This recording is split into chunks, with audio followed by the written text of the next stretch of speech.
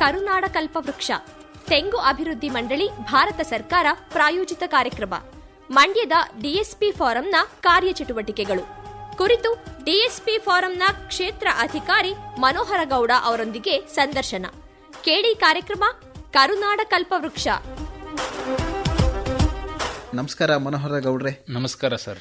ಸರ್ಕಾರಿ ಸ್ವಾಮ್ಯದ ಒಂದು ಸಸ್ಯ ಉತ್ಪಾದನಾ ಕೇಂದ್ರ ಅಥವಾ ತರಬೇತಿ ಕೇಂದ್ರ ಇದೆ ಅಂತಂದ್ರೆ ಅದು ಮಂಡ್ಯದ ಡಿಎಸ್ಪಿ ಫಾರಂ. ಹೌದು ಸರ್, ಹೌದು. ಡಿಎಸ್ಪಿ ಫಾರಂ ಯಾವಾಗ ಸ್ಥಾಪನೆ ಆಯ್ತು ಅಂತೀರಾ ತಾವು? ಡಿಎಸ್ಪಿ ಅಂದ್ರೆ ತೆಂಗಿನ ಪ್ರಾತ್ಯಕ್ಷಿತೆ ಮತ್ತು ತೆಂಗಿನ ಸಸಿಗಳ ಉತ್ಪಾದನಾ ಫಾರ್ಮ್. ಇದು 1981ರಲ್ಲಿ ಸ್ಥಾಪನೆಯಾಗಿದೆ. ಸುಮಾರು 50 ಎಕರೆ ಜಾಗ ವಿಸ್ತೀರ್ಣವಿದ್ದು ನಾವು ಈ ಜಾಗವನ್ನು ಕರ್ನಾಟಕ ತೋಟಗಾರಿಕಾ ಇಲಾಖೆಯಿಂದ ಪಡೆದು ಈ ಒಂದು ಜಾಗವನ್ನು ಅಭಿವೃದ್ಧಿ ಮಾಡ್ತಾ ಇದೀವಿ ಸರ್. ನಿಮ್ಮ ಡಿಎಸ್ಪಿ ಫಾರ್ಮ್ ಬರಬೇಕಂದ್ರೆ ಹೇಗ್ ಬರಬೇಕು, ಎಲ್ಲಿಗೆ ಬರಬೇಕು ಅಂತೀರಾ ತಾವು? ಮಂಡ್ಯ ಪಟ್ಟಣದಿಂದ ಸುಮಾರು 8 ಕಿಲೋಮೀಟರ್ ಇದೆ. ಕಿರ್ಗಾವಲು ಹೋಬಳಿಗೆ ಹೋಗೋ ರಸ್ತೆಯಲ್ಲಿ ಮಂಗಲ ಗ್ರಾಮದಿಂದ 2 ಕಿಲೋಮೀಟರ್ ಅಂತರದಲ್ಲಿ ನಮ್ಮ ಡಿಎಸ್ಪಿ ಫಾರ್ಮ್ ಇದೆ ಸರ್. ಸಾರಿಗೆ ವ್ಯವಸ್ಥೆ ಹೇಗಿದೆ ಬರಬೇಕು ಅನ್ನೋದು? ಮಂಡ್ಯ ನಗರದಿಂದ ಮಂಗಲ ಗ್ರಾಮದವರೆಗೆ ಸಾರಿಗೆ ವ್ಯವಸ್ಥೆ ಇದೆ. ಆ ನಂತರ ಆಟೋಗಳ ವ್ಯವಸ್ಥೆ ಇರುತ್ತದೆ. ಆ ಮುಖಾಂತರ ನೀವು ಬರಬಹುದಾಗಿದೆ. ನಿಮ್ಮ ಒಂದು ಡಿಎಸ್ಪಿ ಫಾರಂ ಸ್ಥಾಪನೆ ಮಾಡಿದಿರಿ, ಇದರ ಉದ್ದೇಶ ಏನಿತ್ತು, ಯಾಕೆ ಇದನ್ನು ಮಾಡಿದ್ದಾರೆ ಅಂತೀರಾ ತಾವು? ತೆಂಗಿನ ಬೆಳೆಯ ಪ್ರಾತ್ಯಕ್ಷಿತೆ ನೀಡೋದು ಮತ್ತು ವಿವಿಧ ತಳಿಗಳ ತೆಂಗಿನ ಸಸಿಗಳನ್ನ ಉತ್ಪಾದನೆ ಮಾಡೋದು. ಆನಂತರ ತೆಂಗಿನ ಸಂರಕ್ಷಣೆಗಾಗಿ ಪರೋಪಕಾರಿ ಜೀವಿಗಳನ್ನ ಉತ್ಪಾದಿಸುವ ಪ್ರಯೋಗಾಲಯ ಕೂಡ ಇದೆ. ನಾವು ಅದನ್ನ ಉತ್ಪಾದಿಸಿ ರೈತರಿಗೂ ಕೂಡ ನೀಡ್ತೀವಿ. ಮುಂಗಾರು ಶುರುವಾಯಿತು, ಮಳೆ ಬಂತು, ನಾಟಿ ಕಾಲಕ್ಕೆ ತುಂಬಾ ಸೂಕ್ತವಾಗಿದೆ ಅಂದಾಗ ರೈತರು ನೇರ ಟ್ರ್ಯಾಕ್ಟರ್ ತಗೊಂಡು ಅಥವಾ ಎತ್ತಿನ ಗಾಡಿ ತಗೊಂಡು ಅಥವಾ ಟೆಂಪೋ ತಗೊಂಡು ನಿಮ್ಮ ಫಾರ್ಮ್ ಬರ್ತಾರೆ, ನಮಗೆ 1000 ಸಸಿಗಳು ಕೊಡಿ, 500 ಸಸಿಗಳು ಕೊಡಿ ಅಂತ. ಅಷ್ಟೊಂದು ಏಕಾಏಕಿ ರೈತರು ಬಂದು ನಮಗೆ ಸಸಿ ಬೇಕು ಅಂದಾಗ ಸಸಿಗಳ ಲಭ್ಯತೆ ಇರುತ್ತಾ, ರೆಡಿ ಇರುತ್ತಾ ನಿಮ್ಮಲ್ಲಿ? ಖಂಡಿತವಾಗ್ಲೂ ಇರುತ್ತೆ ಸರ್. ನಮ್ಮಲ್ಲಿ ವಾರ್ಷಿಕವಾಗಿ ಸುಮಾರು 60,000ದಿಂದ 75,000ದಷ್ಟು ತೆಂಗಿನ ಸಸಿಗಳನ್ನ, ವಿವಿಧ ತಳಿಯ ತೆಂಗಿನ ಸಸಿಗಳನ್ನ ಉತ್ಪಾದನೆ ಮಾಡ್ತೀವಿ. ನಮ್ಮಲ್ಲಿ ಅಂತ ಸಾಮರ್ಥ್ಯ ಇದೆ. ಮನೋಹರ ಗೌಡ್ರೆ, ಇತ್ತೀಚೆಗೆ ತೆಂಗಿನ ಒಂದು ಬೆಲೆ 2 ಪಟ್ಟು ಜಾಸ್ತಿ ಆಗಿದೆ. ಈ ತೆಂಗಿನ ಸಸಿಗಳ ಒಂದು ಬೇಡಿಕೆ ಕೂಡ ಜಾಸ್ತಿ ಆಗಿದೆ ಅಂತ ನಾನು ಅಂದ್ಕೊಂಡಿದ್ದೀನಿ. ಹೌದು. ಸಸಿ ಅಂದ ತಕ್ಷಣ ಅದೇನು ಫ್ಯಾಕ್ಟರಿನಲ್ಲಿ ಯಾವುದೋ ಒಂದು ಪದಾರ್ಥವನ್ನ, ಒಂದು ವಸ್ತುವನ್ನ ಉತ್ಪಾದನೆ ಮಾಡೋ ತರ ಮಾಡೋಕ್ಕಾಗೋದಿಲ್ಲ. ಕನಿಷ್ಠ 1 ವರ್ಷ ಬೇಕು ಒಂದು ತೆಂಗಿನ ಸಸಿವನ್ನ ನಾವು ಕಾಯಿಯಿಂದ ಸಸಿ ಮಾಡಿ ರೈತರಿಗೆ ನಾವು ನೀಡೋದಕ್ಕೆ. ಅದು ನಿಮ್ಮಲ್ಲಿ ವಿವಿಧ ಹಂತಗಳಲ್ಲಿ ಅದನ್ನ ಪ್ರಮಾಣೀಕರಿಸ್ತೀರಾ, ಟೆಸ್ಟ್ ಮಾಡ್ತೀರಾ, ಅದು ಉತ್ತಮ ಗುಣಮಟ್ಟದ ಸಸಿ ಅಂತೇಳಿ ನಾವು ಅಂದ್ಕೊಂಡಿದೀವಿ. ಇದೇ ಕೂಡ ಮುಂಗಾರು ಹಂಗಾಮ್ ಬಂದಾಗ ಮೋಸಪೂರಿತ ವ್ಯಕ್ತಿಗಳು ಯೂರಿಯಾ, ಡಿಎಪಿ ಅದು ಇದು ಹಾಕ್ಬಿಟ್ಟು ಹುಲ್ಸಾಗಿ ಬೆಳ್ಕೊಂಡು ಬಂದು 500 ರೂಪಾಯಿಗೋ 1000ಕ್ಕೋ ಒಂದೊಂದು ಗಿಡನ ಅವ್ರ ಮೋಸದಿಂದ ಕೊಟ್ಟು ಹೋಗ್ತಾರೆ. ಅದು ನಾಟಿ ಮಾಡಿದ್ರೆ ಕಾಯೇ ಬಿಡೋದಿಲ್ಲ, ಸರಿಯಾಗಿ ಬೆಳವಣಿಗೆನೇ ಆಗೋದಿಲ್ಲ.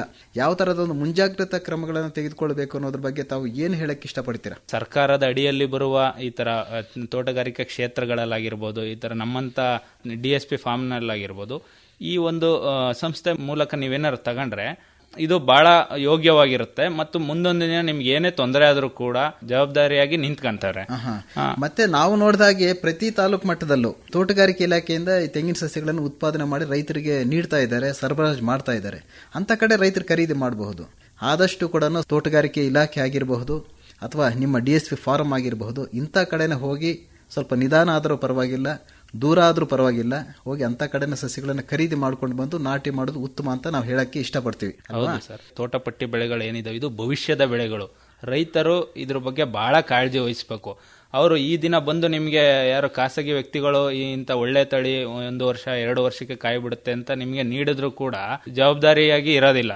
ಒಳ್ಳೆ ಆದಾಯ ಗಳಿಸುವ ಒಂದು ಬೆಳೆ. ತುಂಬಾ ಸಲ ಯೋಚನೆ ಮಾಡಿ ಕರ್ನಾಟಕ ಸರ್ಕಾರ ಆಗಿರ್ಬೋದು, ಭಾರತ ಸರ್ಕಾರದ ಅಡಿಯಲ್ಲಿ ಬರುವ ಸಂಸ್ಥೆಗಳಲ್ಲಿ ತಗೊಂಡ್ರೆ ಉತ್ತಮವಾಗಿರುತ್ತದೆ. ಮತ್ತೆ ಖಾಸಗಿಯವರು ಮಾರುವಂತಹ ಒಂದು ಸಸ್ಯದ ಬೆಲೆ ಕೂಡ ಇದರ 10 ಪಟ್ಟು ಜಾಸ್ತಿ ಇರುತ್ತೆ. ಹೌದೌದು. ನೀವು 80 ರೂಪಾಯಿಗೆ ಒಂದು ಸಸಿ ಮಾರ್ತಿದ್ದೀರಿ, ಸಂತೋಷ. ನೀವು ಖಾಸಗಿ ಕಡೆ ಹೋದ್ರೆ 400 ರೂಪಾಯಿ 500 ರೂಪಾಯಿಗೆ ಒಂದೊಂದು ಸಸಿಗೆ ಅವರು ರೇಟ್ ಫಿಕ್ಸ್ ಮಾಡಿ ಮಾರ್ತಾರೆ. ಆದ್ರೆ ಅದು ಚೆನ್ನಾಗಿ ಇಳುವರಿ ಬರುತ್ತೆ, ಚೆನ್ನಾಗಿ ಬೆಳೆಯುತ್ತೆ ಅನ್ನೋದ್ರ ಬಗ್ಗೆ ಖಾತ್ರಿ ಅಂತ ಇರೋದಿಲ್ಲ. ನಿಜ ತಾನೆ? ಹೌದೌದು. ಈ 80 ರೂಪಾಯಿಗಳು ಏನಿದೆ ನಾಟಿ ತಳಿಗಳಿಗೆ, ಈ ಗಿಡ್ಡ ತಳಿಗಳಿಗೆ 100 ರೂಪಾಯಿಗಳು ಏನಿದೆ, ಹೈಬ್ರಿಡ್ ತಳಿಗಳಿಗೆ 300 ರೂಪಾಯಿಗಳಿದೆ. ಇದರಲ್ಲಿ ಸುಮಾರು 40 ರೂಪಾಯಿಗಳನ್ನ ನಾವು ರೈತರಿಗೆ ಸಬ್ಸಿಡಿ ಮೂಲಕ ಹಿಂದಿರುಗಿಸ್ತೇವೆ. ಇದರಲ್ಲಿ ಒಂದು ಬಾರಿ ನಮ್ಮ ಸಂಸ್ಥೆಯಿಂದ ನಿಮ್ಮ ತೋಟದ ವೀಕ್ಷಣೆಗೆ ಬಂದು ಆ ನಂತರ ನಿಮ್ಗೆ ಆ ಒಂದು ನಿಮ್ಮ ಖಾತೆಗೆ 40 ರೂಪಾಯಿ ಅಂದ್ರೆ ಬದುಕು ಉಳಿದಂತ ಸಸಿಗಳನ್ನ ನೋಡಿ ನೀವು. ಹೌದು, ಖಂಡಿತವಾಗಿ. ಡಿಎಸ್ಪಿ ಫಾರಂನ ಕಾರ್ಯಚಟುವಟಿಕೆಗಳ ಬಗ್ಗೆ ನೋಡೋದಾದ್ರೆ ಸಸಿ ಉತ್ಪಾದನೆ ತುಂಬಾ ಮುಖ್ಯವಾಗಿ ನಡೆಯುವಂತಹ ಒಂದು ಕಾರ್ಯ ನಿಮ್ಮಲ್ಲಿ. ಹೌದು ಎಷ್ಟು ಸಸಿಗಳನ್ನ ವಾರ್ಷಿಕವಾಗಿ ನೀವು ಅಂದಾಜು ಉತ್ಪಾದನೆ ಮಾಡ್ತೀರಾ ಅಂತೀರ ತಾವು? ಸರ್, ವಾರ್ಷಿಕವಾಗಿ ನಾವು ಒಂದು 60,000ದಿಂದ 75,000ದಷ್ಟು ಎಲ್ಲಾ ತಳಿಯ ಸಸಿಗಳನ್ನ ಉತ್ಪಾದನೆ ಮಾಡ್ತೀವಿ ಸರ್. ಅಷ್ಟು ರೈತರು ತಗೊಂಡು ಹೋಗ್ತಿದಾರಾ? ಖಂಡಿತವಾಗ್ಲೂ ತಗೊಂಡು ಹೋಗ್ತಾರೆ. ಈಗ ಎಲ್ಲ ಬೇಡಿಕೆ ಜಾಸ್ತಿ ಆಗಿದ್ರಿಂದ ಎಲ್ಲರೂ ತೋಟಪಟ್ಟಿ ಬೆಳೆಗಳಿಗೆ, ಈ ಅಡಿಕೆ ಆಗಿರ್ಬೋದು, ನಮ್ಮ ತೆಂಗು ಆಗಿರ್ಬೋದು, ಈ ರೀತಿ ಎಲ್ಲರೂ ಈ ತೋಟಗಳನ್ನ ಮಾಡಕ್ಕೆ ಮುಂದಾಗಿತ್ತಿದ್ದಾರೆ. ನಾವು ಎಲ್ಲಾ ರೈತರುಗಳು DSP ಫಾರ್ಮ್ ನಲ್ಲಿ ನಾವು ಬೆಳೆಯುವಂತ ಅಷ್ಟು ಸಸಿಗಳು ಕೂಡ ಮಾರಾಟ ಆಗ್ತವೆ. ಈಗ ನಮ್ಗೆ ಇಂತಿಷ್ಟು ಸಸಿಗಳು ಬೇಡಿಕೆ ಇದೆ ಅಂತ ಹೇಳಿ ರೈತರಾಗಿರಬಹುದು ಅಥವಾ ನಾಗರಿಕರಾಗಿರಬಹುದು ಮುಂಚಿತವಾಗಿ ನಿಮ್ಗೆ ತಿಳಿಸಬೇಕು. ಯಾಕಂತಂದ್ರೆ ರಾತ್ರೋರಾತ್ರಿ ಉತ್ಪಾದನೆ ಮಾಡಕ್ ಆಗೋದಿಲ್ಲ ಸಸಿಗಳನ್ನ, ಒಂದು ವರ್ಷ ಕನಿಷ್ಠ ಬೇಕು ಅಂತ ನಾನು ಅಂದ್ಕೊಂಡಿದ್ದೀನಿ. ನಮ್ಗೆ ಇಂತಿಷ್ಟು ಸಸಿಗಳು, ಇಂತಿಂತ ತಳಿಗಳ ಸಸಿಗಳು ಬೇಡಿಕೆ ಇದೆ, ಮುಂಚಿತವಾಗಿ ನಿಮ್ಗೆ ಹೇಗೆ ತಿಳಿಸೋದು? ನಾಟಿ ಮತ್ತು ಗಿಡ್ಡ ತಳಿಗಳಿಗೆ ಮುಂಗಡವಾಗಿ ತಿಳಿಸುವ ಅವಶ್ಯಕತೆ ಇರೋದಿಲ್ಲ. ಅದು ವರ್ಷವಿಡೀ ನಮ್ಮಲ್ಲಿ ಅವೈಲಬಲ್ ಇರುತ್ತೆ. ಈ ಹೈಬ್ರಿಡ್ ಸಸಿಗಳು ಯಾರಿಗೆ ಬೇಕಾಗಿರುತ್ತದೆ ಅಂತವ್ರಿಗೆ ಒಂದು ಮುಂಗಡವಾಗಿ ನಮ್ಮ ಹತ್ರ ತಿಳಿಸಿದ್ರೆ ನಾವು ಅವ್ರನ್ನ ನೋಂದಣಿ ಮಾಡ್ಕೊಳ್ತೇವೆ. ಮತ್ತೆ ನಾವು ದೂರವಾಣಿ ಕರೆ ಮೂಲಕ ಯಾವಾಗ ಆ ಸಸಿ, ಹೈಬ್ರಿಡ್ ಸಸಿಗಳನ್ನ ಮಾರಾಟಕ್ಕೆ ಸಮಯ ಬಂದಾಗ ಅವ್ರಿಗೆ ಕರೆ ಮಾಡಿ ಅವ್ರಿಗೆ ತಿಳಿಸ್ತೇವೆ ಸರ್. ರೈತರು ನಮ್ಗೆ ಸಸಿ ಬೇಕು, ಇಂತಿಷ್ಟ ಸಸಿ ಬೇಕು, ಇಂಥ ದಿನ ಬರ್ತೀವಿ ಅನ್ನೋದಾದ್ರೆ ಮುಂಚಿತವಾಗಿ ನಿಮ್ಗೆ ಹೇಗೆ ತಿಳಿಸೋದು? ಯಾವ ಒಂದು ನಂಬರ್ ಅಲ್ಲಿ ನಿಮ್ಮನ್ನು ಸಂಪರ್ಕ ಮಾಡಬಹುದು ಅಂತೀರ ತಾವು? ಸರ್, ನಮ್ಮ DSP ಫಾರ್ಮ್ನ ದೂರವಾಣಿ ಸಂಖ್ಯೆ 8232989015 ಅಥವಾ 636226226244. ಈ ಸಂಖ್ಯೆಗೂ ಕೂಡ ಕರೆ ಮಾಡಿದ್ರು ಕೂಡ ನಾವು ನಿಮಗೆ ಸ್ಪಂದನೆ ಮಾಡ್ತೇವೆ. ಮನೋಹರ್ ಗೌಡ್ರೆ, ನಿಮ್ಮಲ್ಲಿ ಪ್ರಾತ್ಯಕ್ಷಿತೆ ಕೂಡ ನಡೀತಾ ಇದೆ ಅಂತ ನಾವು ಕೇಳಿದ್ದೀವಿ. ಏನೇನು ಪ್ರಾತ್ಯಕ್ಷಿತೆಗಳನ್ನ ರೈತರಿಗಾಗಿ ನೀವು ನಡೆಸ್ತೀರಾ ಇಲ್ಲಿ? ಏನು ತೆಂಗಿನ ಬೆಳೆಯುವ ಪದ್ಧತಿಗಳು ಏನಿದೆ, ಈಗ ಚೌಕಾಕಾರ ಆಗಿರ್ಬೋದು, ಆಯತಾಕಾರ ಆಗಿರ್ಬೋದು, ಈ ತರ ವಿವಿಧ ಪದ್ಧತಿಯಲ್ಲಿ ಯಾವ ರೀತಿ ನಾವು ತೆಂಗಿನ ಬೆಳೆಗಳನ್ನ ಬೆಳೆಯಬೇಕು ಅದು ರೈತರಿಗೆ ಪ್ರಾತ್ಯಕ್ಷತೆ ನೀಡುತ್ತೆ. ಅವರ ತೋಟಗಳಲ್ಲಿ ಯಾವ ರೀತಿ ಬೆಳೆದ್ರೆ ಹೆಚ್ಚು ಉತ್ತಮವಾಗಿರುತ್ತೆ, ರೈತರಿಗೆ ಒಂದು ವೈಜ್ಞಾನಿಕ ಪ್ರಾತ್ಯಕ್ಷತೆಯಾಗಿ ವ್ಯವಸ್ಥೆ ಇದೆ. ಹೈಬ್ರಿಡ್ ತಳಿಗಳನ್ನು ಹೇಗೆ ಉತ್ಪಾದನೆ ಮಾಡ್ತೀರಾ ನೀವು? ಹೈಬ್ರಿಡ್ ತಳಿಗಳನ್ನ D*T ಅಂದ್ರೆ ಗಿಡ್ಡ ತಳಿಯನ್ನ ಎತ್ತರದ ತಳಿ, ನಾಟಿ ತಳಿ ಜೊತೆ ಸಂಕರಣ ಮಾಡ್ತೀವಿ. ಈ ನಾಟಿ ತಳಿಯ ಪೋಲನ್ ಗ್ರೈನ್ಸ್ ಏನ್ ಗಂಡು ಭಾಗ ಇರುತ್ತೆ ಅದನ್ನ ಕತ್ತರಿಸಿ ಅದನ್ನ 2 ದಿನಗಳ ಕಾಲ ಏನು ಒಣಗಿಸ್ತೀವಿ. ಒಣಗಿಸಿ ಆನಂತರ 1:10 ಅನುಪಾತದಲ್ಲಿ ಟಾಲ್ಕ್ ಪೌಡರ್ ಜೊತೆ ಮಿಶ್ರಣ ಮಾಡಿ ಗಿಡ್ಡ ತಳಿಗಳಲ್ಲಿ ಇಮ್ಯಾಸ್ಕುಲೇಷನ್, ಗಂಡು ಪಾರ್ಟ್ ಏನಿರುತ್ತೆ ಅದನ್ನ ತೆಗೆದು ಬ್ಯಾಗಿಂಗ್ ಮಾಡ್ಬಿಡ್ತೇವೆ. ಆ ನಂತರ ಸುಮಾರು 6 ದಿನಗಳ ಕಾಲ ಈ ನಮ್ಮ ತಿಪ್ಟೂರು ಟಾಲ್ ತಳಿಯ ಏನ್ ಪೋಲನ್ ಗ್ರೈನ್ಸ್ ಮಿಕ್ಸ್ಚರ್ ಏನಿರುತ್ತೆ ಅದನ್ನ 6 ದಿನಗಳ ಕಾಲ ನಾವು ಈ ಒಂದು ಗಿಡ್ಡ ತಳಿಗಳಿಗೆ ಬ್ಯಾಗಿಂಗ್ ತೆಗೆದು ಸ್ಪ್ರೇ ಮಾಡ್ತೇವೆ, ಬೆಳೆಸ್ತೇವೆ ಸರ್. ಅಂದ್ರೆ ಇದು ಮಿಶ್ರ ತಳಿಯಾಗಿ ಪರಿವರ್ತನೆ. ಹೌದು, ಖಂಡಿತವಾಗೂ. ಅದರಲ್ಲೂ ನಾವು ಮತ್ತೆ ಎಲ್ಲ ಸರ್ಟಿಫೈ ಮಾಡಿ ನಿಮಗೆ ಯಾವುದು ಪ್ಯೂರ್ ಇರೋಂತ ಸಂಕರಣ ತಳಿಗಳನ್ನ ಮಾತ್ರ ರೈತರಿಗೆ ನೀಡ್ತೇವೆ. ಅಂದ್ರೆ ರೋಗ ಮುಕ್ತ, ಕೀಟ ಮುಕ್ತ ತಳಿಯ ಒಂದು ಸಂವರ್ಧನೆ ಏನ್ ನಡೆದಿರುತ್ತೆ ಇವಕ್ಕೆಲ್ಲ ನೀವು ಪ್ರಾಮಾಣೀಕರಿಸಿ ಆಮೇಲೆ ರೈತರು ಕೊಡುವಂತದ್ದು. ಹೌದು ಸರ್.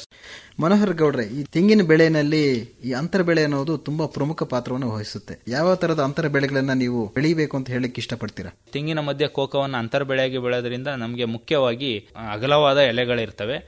ಈ ಎಲೆಗಳು ಉತ್ತಮವಾಗಿ ಗೊಬ್ಬರ ಆಗಿ ಅಲ್ಲೇ ಪರಿವರ್ತನೆ ಆಗುತ್ತೆ ಸರ್.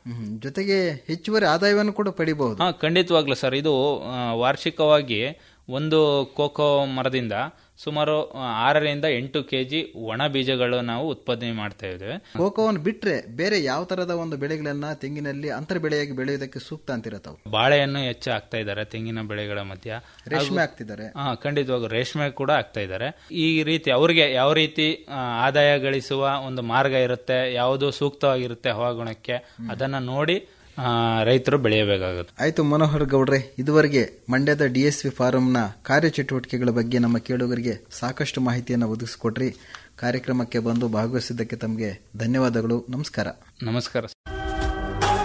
ಕರುನಾಡ ಕಲ್ಪವೃಕ್ಷ ಪ್ರಾಯೋಜಿತ ಕಾರ್ಯಕ್ರಮದಲ್ಲಿ ಇದುವರೆಗೂ ಮಂಡ್ಯದ DSP ಫಾರಂನ ಕಾರ್ಯಚಟುವಟಿಕೆಗಳು ಕುರಿತು DSP ಫಾರಂನ ಕ್ಷೇತ್ರ ಅಧಿಕಾರಿ ಮನೋಹರ ಗೌಡ ಅವರೊಂದಿಗೆ ನಡೆಸಿದ ಸಂದರ್ಶನ ಕೇಳಿದಿರಿ. ಸಂದರ್ಶನ ಹಾಗೂ ಕಾರ್ಯಕ್ರಮದ ನಿರ್ವಹಣೆ ಕೃಷ್ಣಪ್ಪ ಕೆವಿ. ಈ ಕಾರ್ಯಕ್ರಮದ ಪ್ರಾಯೋಜಕರು ತೆಂಗು ಅಭಿವೃದ್ಧಿ ಮಂಡಳಿ, ಭಾರತ ಸರ್ಕಾರ. ಆಕಾಶವಾಣಿ ಬೆಂಗಳೂರು ಕೇಂದ್ರದಲ್ಲಿ ಸಿದ್ಧಪಡಿಸಿದ ಈ ಕಾರ್ಯಕ್ರಮ ರಾಜ್ಯದ ಎಲ್ಲಾ ಬಾನುಲಿ ಕೇಂದ್ರಗಳಿಂದ ಏಕಕಾಲಕ್ಕೆ ಪ್ರಸಾರವಾಯಿತು.